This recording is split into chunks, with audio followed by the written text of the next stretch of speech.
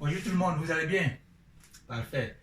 Je vais très bien et j'espère que cette fois-ci, on va vraiment aller doucement pour éviter les erreurs, des erreurs qui font qu'on est obligé de reprendre les vidéos à chaque fois. Oui, vraiment, je suis écœuré par ces petites erreurs-là souvent. Et donc, on va aller vraiment doucement. Alors, dans cette leçon, nous allons résoudre aussi bien graphiquement que algébriquement des équations impliquant une fonction sinusoïdale. Une fonction sinusoïdale est donc une fonction de la forme f de x égale à sinus x. Donc sinus de x, comme ça, ou alors cosinus de x. Les deux sont des fonctions sinusoïdales. Alors, donc on va commencer par le fait, par exemple, disons que nous voulons tracer le graphique de cette fonction-là.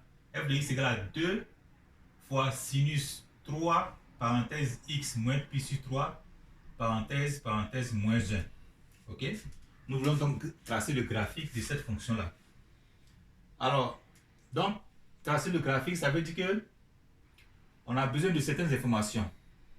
On veut savoir quels sont les zéros de la fonction, quel est, par exemple, le maximum, le minimum, quel est l'axe des oscillations, quelle est l'ordonnade d'origine, ainsi de suite.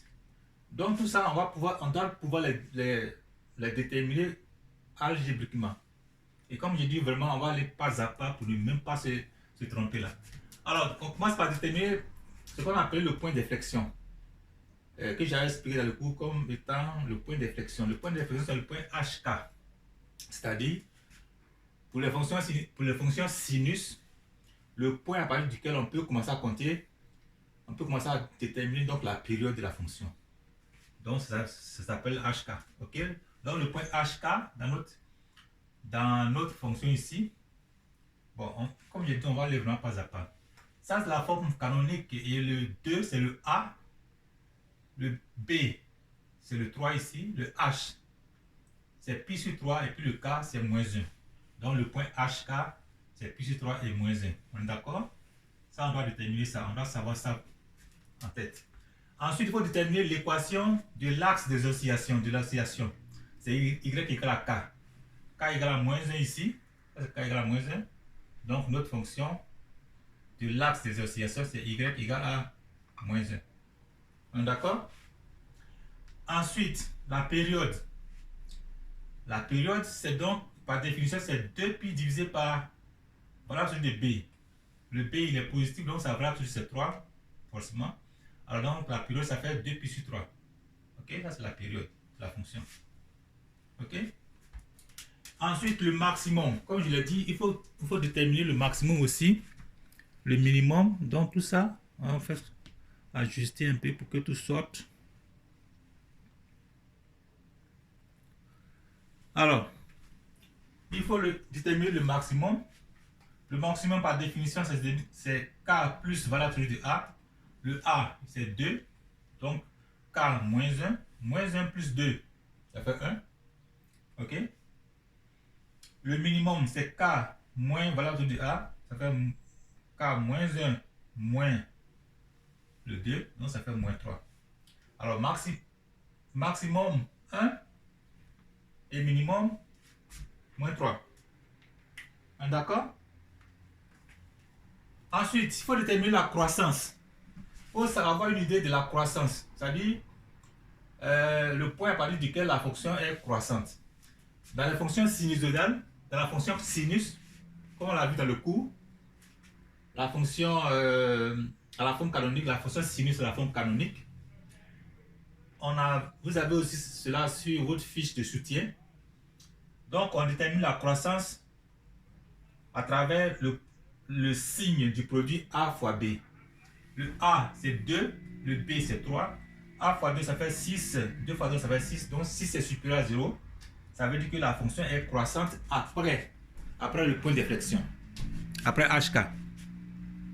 Ok? On va ajuster la caméra un peu comme ça.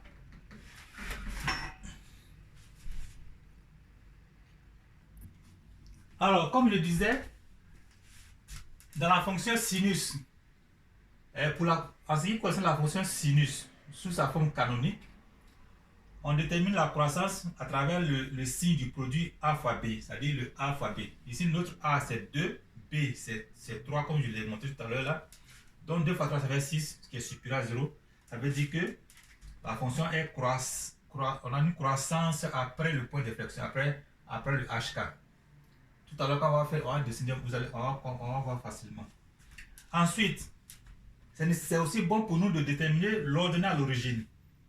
C'est-à-dire, donc, on trouve la valeur de y lorsque x égale à 0. Donc, y égale à f de 0. On remplace seulement le 0 dans la fonction. On remplace x par 0 dans la fonction. C'est ce qu'on a fait ici. Donc, f de 0 égale à 2 fois sinus, parenthèse, 3, parenthèse, 0 moins pi sur 3. Donc, 0 moins pi sur dans la fonction, c'est 0 moins pi sur y moins pi sur 3. OK? On a déjà dépassé le 0 ici.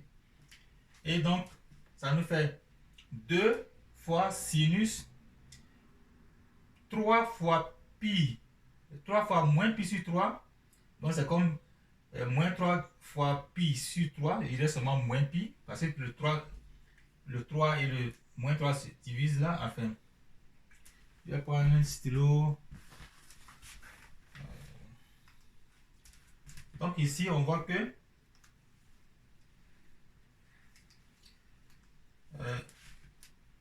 le 0 moins pi sur 3, donc 0 on ne le met pas, ça fait 3 divisé par 3, il reste seulement moins pi. Ok? Et sinus de moins pi, on a vu que sinus de pi égale à sinus de moins pi égale à. Et quand on regarde ici, là, si vous voyez, est-ce qu'on peut voir en haut là-bas le cercle trigonométrique qui est pas là-bas? Voilà. On va juste voir ce que ça va faire. F sinus de moins pi. Ok? Donc, ça, c'est le pi qui est là. Ça, c'est pi et moins pi, c'est la même chose. On voit que pour cet angle-là, le sinus pour le point trigonométrique, le point trigonométrique à l'angle pi ou bien moins pi, son sinus est ici, 0, donc ça fait 0. Donc, sinus de pi ou bien sinus de moins pi égale à 0. Ok? Alors, on revient à notre démonstration là. Voilà. Donc, on était arrivé à ce niveau. Voilà, je peux ajuster comme ça pour que tout soit clair. Voilà. Ok? On est arrivé là, 3 divisé par 3. Donc, il reste moins pi, ça va être sinus de moins pi. Or, sinus de moins pi, comme je viens de le montrer là, c'est la même chose que sinus de pi, tout ça égale à 0. Égale à 0. Donc, tout ça là aussi égale à 0. 2 fois 0, ça fait 0. Donc, tout ça égale à 0. Alors, ça veut dire que f de 0 égale à 0. Et donc, le point qui se trouve à l'ordonnée à l'origine là, on a donc le point 0 et puis moins 1. Lorsque y égale à 0, y égale à moins 1. Ok? L'ordonnée à l'origine, c'est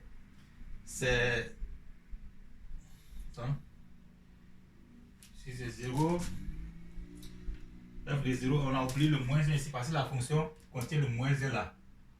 C'est 2 fois sinus, tout ça moins 1. Un moins 1 qui est oublié là. On a un moins 1 qui est oublié qui est pas là.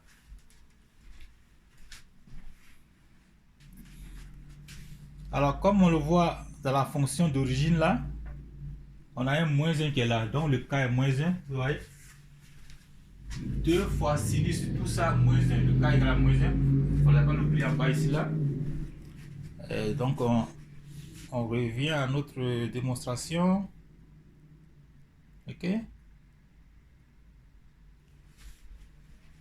Alors, on a donc prouvé que lorsqu'on replace x par 0 dans la fonction d'origine, on a toujours le 2 fois sinus de a, tout ce qui est là. 0 moins pi sur 3, donc le 0, on ne le voit pas là.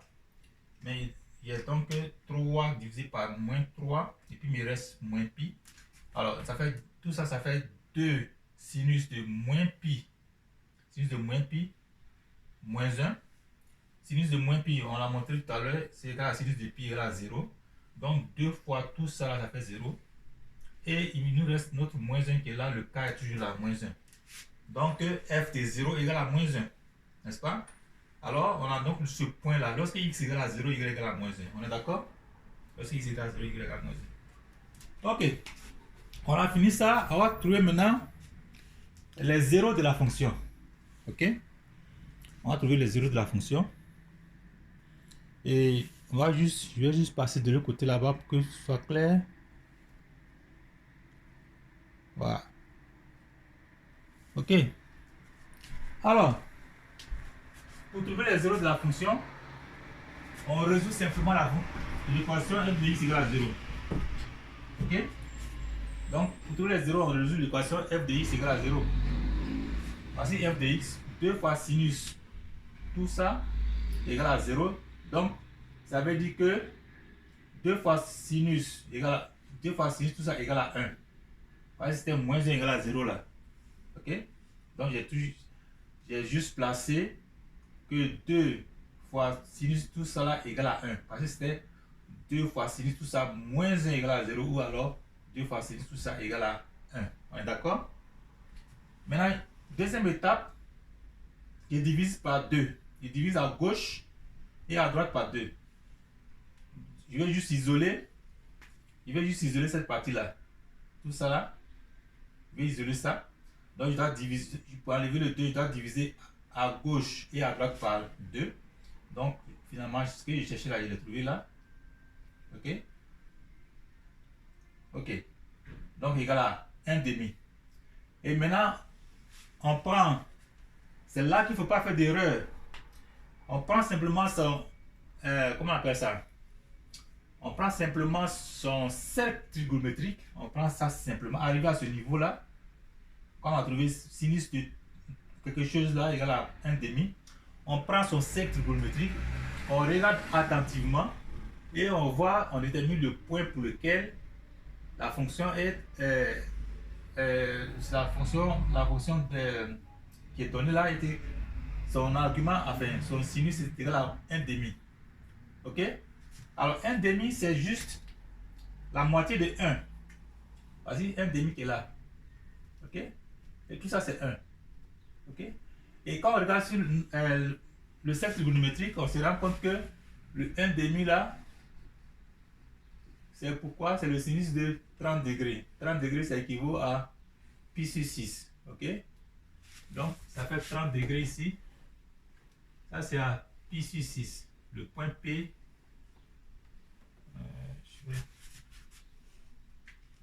Donc, c'est à pi sur 6.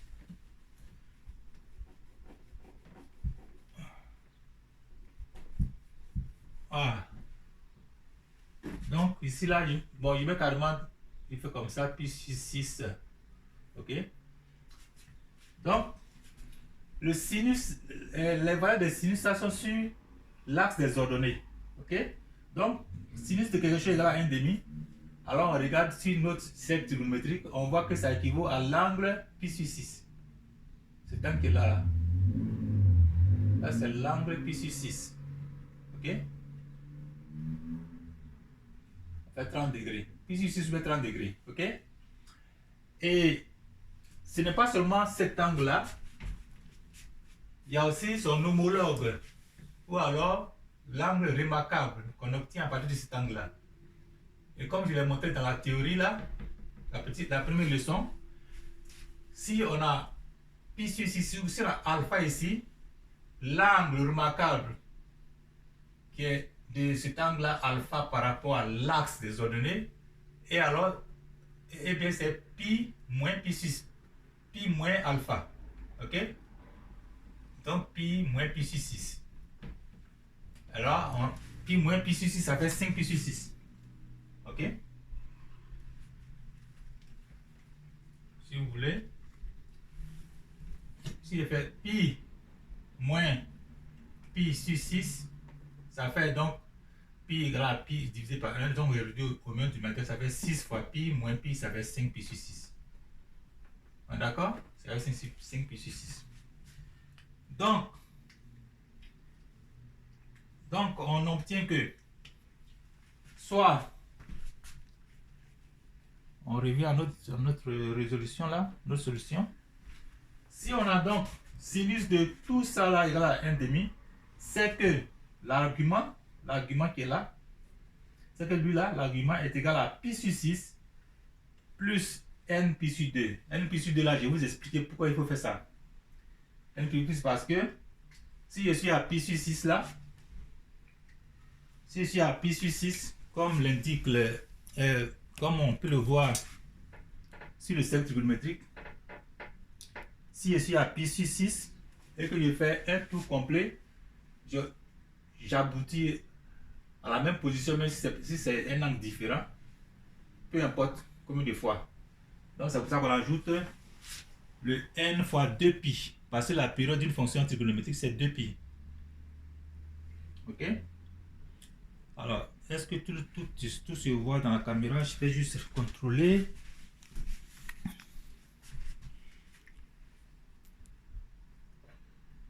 Voilà, tout se voit dans la caméra.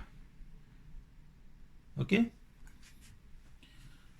Alors, donc, soit l'argument est égal à pi sur 6 plus n fois 2pi, ou alors l'argument est égal aussi à 5 pi sur 6 plus n fois 2pi. 5 pi sur 6 là, on l'obtient en faisant quoi? Pi moins pi sur 6, comme je l'ai montré, pi moins alpha, qui est donc l'angle homologue, l'angle remarquable qu'on obtient en faisant la réflexion de cet angle-là, ce point-là, par rapport à l'axe des ordonnées. Ok? Et donc, on obtient deux équations, on obtient un système d'équations, un système de deux équations. La première, là, on peut la nommer équation 1, comme ça, cette équation-là. Et l'autre, là, on peut la noter équation 2. On est d'accord? On prend l'équation 1 d'abord, l'équation 1, cette équation-là. Et puis, on cherche à isoler le x, c'est-à-dire on cherche à trouver le x, comme d'habitude, comme on le fait toujours. Alors, dans un premier temps, on va isoler cette partie qui est en parenthèse là. Ok? On est d'accord? Si on veut isoler la partie qui est en parenthèse, alors on fait quoi? On va diviser à gauche et à droite de l'égalité. Voici l'égalité qui est là. À gauche et à droite de l'égalité par combien? Par 3. Ok? On veut faire partie de 3, donc on divise à gauche et à droite par 3. Alors, donc dans l'équation 1, quand on divise par 3, cette partie qui est à gauche là, il nous reste maintenant x moins pi sur 3, qui est égal aussi à maintenant pi sur 6 divisé par 3, ça fait pi sur 18. Ok? Pi sur 18. Plus n fois 2pi divisé par 3. N fois 2 pi sur 3. On est d'accord? Ça va? Et maintenant, on va isoler le x là. Donc, on fait partie de l'autre, le moins pi sur 3 à droite.